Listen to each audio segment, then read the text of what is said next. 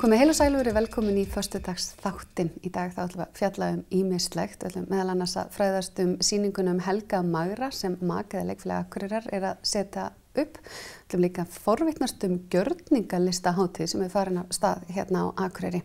Svo ætlum við að fá hann til okkar hann Binna Glý stórsnappara og fá að fræðast aðeins það hvernig það að vera á snappinu og vera með 12.000 fylgjendur. Það 16 ára strákur hérna á Akureyri. Við ætlum eins og að byrja á því að ræða það sem allir elska að tala það eru skipulagsmál, strákar. Það búið að vera töluvert rætt skipulagsmál í miðbæ Akureyrar og skipulagsmál oft svolítið svona heitur málaflokkur og meðal annars rætt bílastæði og hver á að eiga forganginn í hjarta miðbæjarins, það bíllinn eða maðurinn og svo framvegis. Ef við byrjum bara aðeins á þér, formaður miðbæjarsamtakana, hvert svona ykkar viðhorf og kannski ástæðan fyrir að við erum að tala saman núna það að vera að byggja upp hérna á reit sem áður voru bílastæði en núna verið að byggja hótel. Hvaða viðhorf hefur þú til bílastæðamála í miðbæ Akureyrar? Sko, það náttúrulega klárt að maðurinn hefur alltaf forgang fram yfir bílinn. En við komum nú flest í miðbæinn á bílum. Og einhvers staðar verðum að koma blessuðu skrjóðunum fyrir. Og það nú þannig að flesti vilja labba sem styst. Þannig að einhvern veginn verður að leysa þetta mál. Og þarna á Drottningarbrautarritnum voru 220 stæði, er það ekki? 200 stæði. 200 stæði, já. Og nú byggjum við flott og mikið hótel og flottar íbúðir sem við í samtökunum við fögnum því. Við fögnum alltaf uppbyggingu í miðbænum, bara mjög gleðið því. En eftir standa 200 stæði, ekki rétt, cirka. Eftir breytingarnar skilgreind 220 stæði með þeim fjölgar 20 en... Já, en íbúðum alltaf fjölgar og heilt hótel, þannig að stæðin alltaf farin undir það sem við verðum að byggja. Þannig að í næstu skrefum sem að verða vonandi innan tíðar miðbæinn, það verður farið að byggja hérna með strandgötur meira nær Hof og þar verðum við að leita nýrra leiða og þar hugsum við alltaf bara bílastæðahús og höfum alltaf barist fyrir því í miðbæjarsamtökunum. Hvernig viðhorf þá bæjarins? Þú ert formaður skipulagsnefndar, hvernig sjáu þetta fyrir ykkur? Það gefin þessi heimild til að byggja hótelið, 200 stæði, hverfa á einu bretti, á að vera eitthvað í staðinn? Sko, til að leiðrétta, fyrir skipulagið þá voru skilgreind 200 stæði á reitnum og eftir skipulag með öllum húsunum og betri nýtingu reitarins þá verður 220 bílastæði. Og þá ekki talin með öll bílastæðin sem í kjallara íbúðarhúsana, það rúmlega 1 stæði per íbúð, ásamt því að hótelið verður með 20 bílastæði inn á sinni lóð. Og það mín tilfinning allavega að þessi 220 mun hóteli og íbúðarhúsin nota eitthvað af þessum stæðum en samlegðin verður mikil við miðbæinn að þannig að hótelgestir fara á daginn og þá kemur gestir miðbæinn og leggja í stæðin og þeir fara þannig að við lokum búð og þá koma hótelgestir inn með því að við erum að nýta vel fjárfestinguna í stæðunum. Þannig að staðan eins og núna meira tímabundin að því að vera að byggja? Já, það alltaf óþægilegt að gera fallegt í kringu sig og ég full að trúa að þetta verður mjög fallegt. Þetta verður bara jákvæð breyting ásýnd Akureyrar og það eins og skipt parkett heima á sér. Þetta vont meðan maður að því en þegar þetta búið þá þetta allt miklu betra. Við þurfum ekki að neina áhyggjur af nýtingu stæðina. Við vitum að stæðin verða nýtt alveg í skítinni, svona sér góður íslensku og það alltaf gott mál. Eitt sem að ég held að hafi láðst að taka með í útreikningin, það nú alveg rosaleg fjölgun á einkabílatrafík, sem sagt bílaleigubílum. Og ef við bara horfum yfir núverandi stæði bara klukkan 10 á kvöldi eða 12 á kvöldi í mitt sumar, þau bara stappfull. Það alltaf verið stappfullt í miðbænum og ég náttúrulega manna glaðastu með það, minnst það frábært. Það búið að ganga alveg rosalega vel í miðbænum núna í sumar.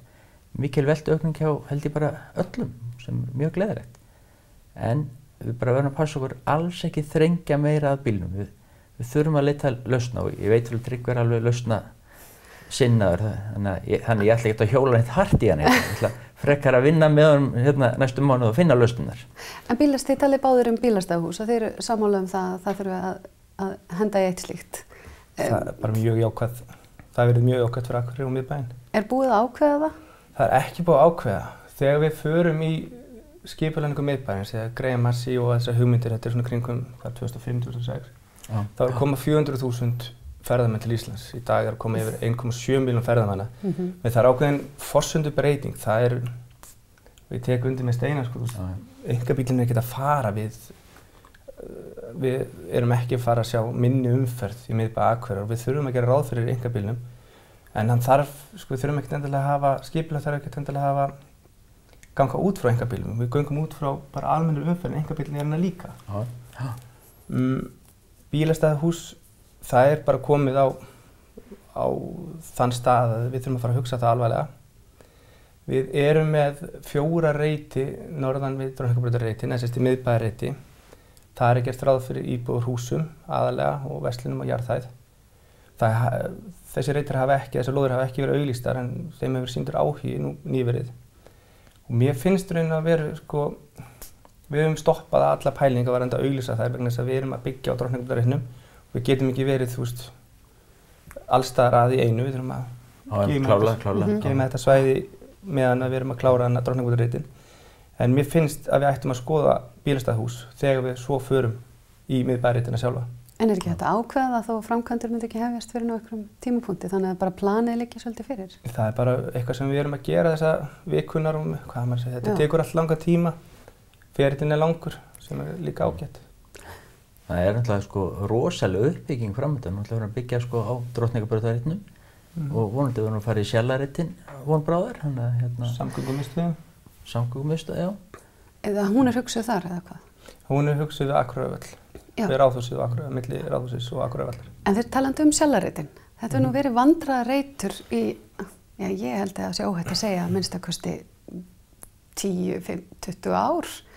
Það sem er rætt að breyta honum og alltaf einhverjar hugmyndir að taka hann alveg í gegn og gera hann huggulega. Við erum að sýna honum virðingu því að uppruni flestra Akureyringa er í Sjallanum. Já. Þar var það neistinn til sem bjóð þá sjálfa til. Akkurat, sko. En þessi reitur er náttúrulega ekki fallegur þarna í miðjunni. Ekki eins og er. En við eigum skipulag fyrir reitinn og það hafa þróunaraðilar verið með eins og Sjallan, hvort sem að vera að breyta honum í hóteli eða íbúðarhúsnæði, þú veist, maður heyrir eitt þennan daginn og annan næsta dag. En ég vona það bara innilega að það fari eitthvað að stað fljótlega. En talandi þetta, því að það er verið að tala hótel þarna, verið að tala hótel hér og svo erum við með hótel Kea og svo erum við með minni íbúðarhótel og svo erum við með hótel upp á Icelandair. Það rætt þetta töluvert í borginni að fólk hefur áhyggjur af þessari þróun í skipulagsmálum. Er þetta eitthvað sem þið hugsið út í? Hvenær er nóg komið nóg? Algjörlega. Og algjörlega er þannig að það er ekki jákvætt ef miðbær Akureyrar sé einungis gististæðir. Með því að það þarf að vera svona skemmtileg samblöndu af skrifstofum, þess að fólk er líf á daginn, sko, skapa líf í miðbænum á daginn, veitingastæðir, gistiheimili, verslanir. Við þurfum að finna eitthvað svona balans. Oft var rætt það því að nú erum við með Glerátorg í rauninni hérna rétt hjá okkur og tíma var þetta næstu eins og mikil samkeppnisaðilar miðbær Akureyrar og Glerátorg og svo er þetta þróast út í að það sé kannski, þetta er þá stutt á milli, það er eiginlega bara einn Akureyrar fótboltavöllur milli bæjarins og Glerátorgs. Sjáu þið í miðbæjarsamtökunum fyrir ykkur að geta orðið með einhverjum hættu og þá í skipulagsmálunum líka einhver betri flæði eða tengingar á milli? Sko, það er náttúrulega erfitt. Þetta er náttúrulega það er náttúrulega mikil samkeppni á milli og þetta er bara keppni verð á fermetrum og svona og eignarhaldi. En sko meira flæði á milli kemur heldur aldrei meðan við erum með Akureyrarvöll þarna í hjarta bæjarins. Það er eiginlega alveg vonlaust og við gerum gangbreytt fyrir ofan og neðan. Fólk bara lappar ekkert á milli. Það er bara langt. Hvað finnst þér hann? Bara einn og sér á að halda þegar hann hafi nú líka verið rætt hann á að byggja hann betur upp eða á hann að... Það var hugmyndasamkenni fyrir einhverjum 8 árum held ég. Sem gerir ráð fyrir íbúðabyggð og svona listíkarið álgerum og vatnaveröld þannig á milli og mér finnst margar af þeim hugmyndir bara nokkuð skemmtilegar.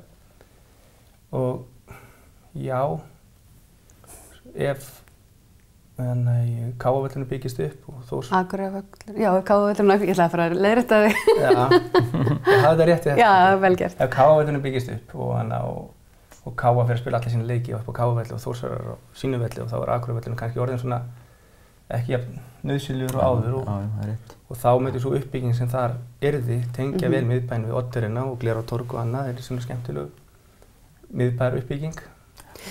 Mér langar að spyrja eitt, af því að það er nú bara svona sérstakt áhugamál hjá mér, að reiðhjólin, það eru viðkennast að maður er farin að sjá sífellt fleiri fólk hjóla. Hérna er búið að vera óbúslega flott uppbygging á reiðhjólastígum, ekki síst hérna við Drottningabrautina, við sjóin og allt í einu þar eitthvað dásamlegt líf sem ekki var. Og það er hérna þetta gil og þessi brekka í þessi litla bæ sem við búum í, hún er dálítið erfið að hjóla. Og ég veit allavega að það var rætt það að það má fara með hjólin í strætisvagnan okkar sem eru ókeypis, en það er svona misjafnlega séð hjá strætóbílstjórum hef ég heyrt. Það er að segja ef það er ekki fyrir, ef það er pláss fyrir það og það er ekki barnavagnar og svo framvegis að þá sé það í lagi. Hvað skoðun hefur á þessu? Ég veit þetta er kannski ekki beint skipulagsmál, en þetta er svona í þessu samhengi að geta. Sérstakt áhugamál hjá mér. Já, er það? Algjörlega. Okay. Ég velti fyrir mér sko að getum við haft hana strætó sem fer kl. 4, 5 og 6 upp gilið, opið fyrir strætó og barnavagna. Ég bara með það markmið til þess að taka fólki úr vinnusvæðinu hérna, miðsvæðis og upp á brekku. Bara beint upp á Sundlaug, ef þú bara myndir sleppa við gilið, þá getur þú hjólað allt, en þetta er dálítið röff. Ég sendi líka hana, það er í Þrándheimur hana í hjólalifta. Já, og þar er sem sagt, setur á hjólinu og setur fótinn okkur pedali sem bara skýtur upp brekkuna. Og þetta er eitthvað franskt fyrirtæki sem með þetta og ég sendi fyrirspurn á það bara svona rælnýtt og ég hef aldrei fengið svar, en ég var bara að endurtaka það. Já, algjörlega. Þetta skiptir samt máli kannski fyrir okkur sem við vinnum í miðbænum að okkur, það er orðið það langt að labba frá bílastafnum, finnst mér allavega. Mér langar alveg að hjóla, en þetta er, maður svittar pínu við tilhugsunum og hinna leiðina heim. Ég og einn vinn sem hjólar í vinnuna á hverju einasta ári. Fyrsta sólardaginn á vorin þá tekur hann hjólið sitt út úr skúrnum upp á brekku. Hjólar í vinnuna og skilur það eftir og svo tekur hann það upp í skottur svo einhvern haust þegar útsýðum það komið til að hjóla gilið. En þetta er allavega mér skilst það sé heimild fyrir að fara með hjólinn í strætó bara svo það komið fram. Já, okay. En ég hjóla í vinnuna, ég er með svona samgöngustyrk í minni vinnu sem ég hvattur að koma ekki á bílnum. Mér finnst þetta æðislegt, ég læt mér renna niður brekkuna í 2 mínútur í vinnuna á morgnana, svo tek ég smá svona líkamsæfingu og leiðina upp yfir, allt er svitna og við bara sturtið heima sko. Og þannig að ég ger þetta bæði sumar og vetur og mér finnst þetta frábært. Nákvæmlega. En að því að, svona að lokum, að því að þú nefndir að það hefði verið blússandi uppgangur í sölu í sumar. Mér langar aðeins að staldra við það, ég veit að það eru kannski ekki komnar formlega tölur, en mér skilst að þetta sé ekki bara það að þetta hafi verið fínt sumar, heldur að þetta hafi verið bara, og eiginlega sumarið er bara ekki búið, það er september og sísón er ekki búið. Nei, það er bara, sko nú verður ég kannski bara að fá að tala fyrir mig, ég er ferðamannaveislan og með ferðamannavöru og útvist á hérna og þetta er bara búið að vera ævintýrlegt, það er búið að vera gjörsamlega brjálað að gera í allt sumar og það er ennþá bara brjálað að gera. Og ennþá sumar? Og upp til 10 á kvöldin og við þurfum, ég segi ekki að við þurfum að ýta fólki út en það er bara alveg ótrúlega gott að gera. Ég er bara svo mikið líf og bara, þetta er búið að hafa verulega skemmtilegt sumar. Ég get alveg staðfest þetta, ég er búin að heyra í nokkrum kaupmönnum í miðbænum sem eru í mjög ólíkri atvinnustarfsemi og það er bara, það eru allir skælbrósandi út af eyrum. Hvað gerðist? Akkur er þetta svona mikil aukning frá því fyrra? Ég veit ekki sko, þegar kemur ferðamenn, það er bara fleiri hausar sem er komin til landsins. Svo er eitthvað líka með konunum minni tískuhataverslun og þar finnum fyrir mikil aukningu einnig, þannig að þar er það bara uppgangurinn í efnahagslífinu. Við erum að stúdera það. Gaman að spjalla við ykkur og ég heyra að þeir eru ekki mikið í ósætti í þessu öllu saman, heldur þetta sé kannski meira langhlaup sem að þurfa að vinna. Þetta er samvinnuverkefni, bæjarins og hvað er maður? Miklu betra hjóla rólaði Tryggva á með sér. Takk fyrir spjallið herra minn og við höldum áfram í föstudagsþættinum eftir augnablik.